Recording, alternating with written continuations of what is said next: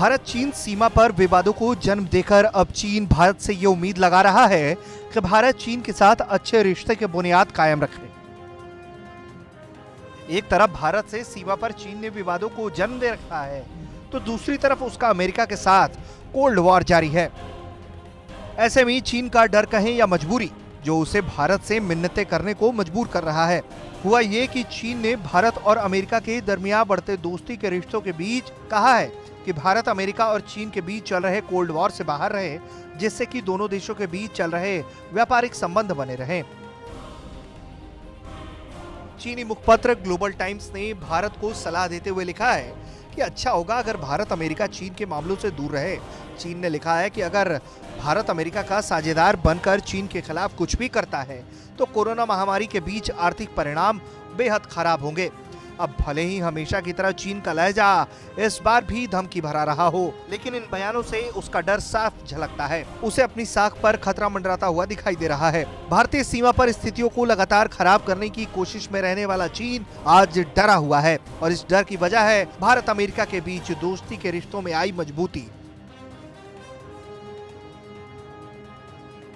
पूरी दुनिया ने चीन को वैसे ही नकार रखा है, ऐसे में उसका डरना भी जायज है।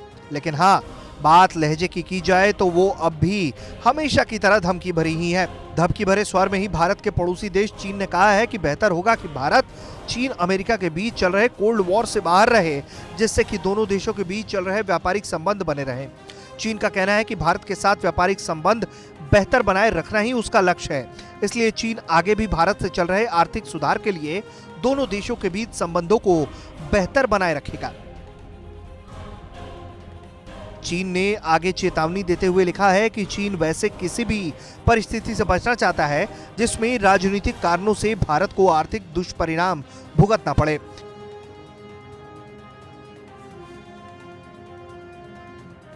इसलिए मोदी सरकार को भारत चीन के बीच के संबंध को लेकर एक सकारात्मक विचारधारा के साथ आगे बढ़ना चाहिए।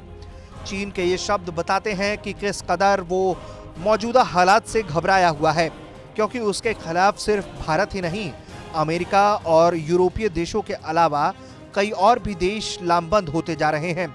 ऐसे में चीन बेचैन है और इस बेचैनी में वो धमकी देकर अपना काम निकलवाना चाहता है, लेकिन उसे ये समझ नहीं आ रहा कि अब वक्त बदल चुका है।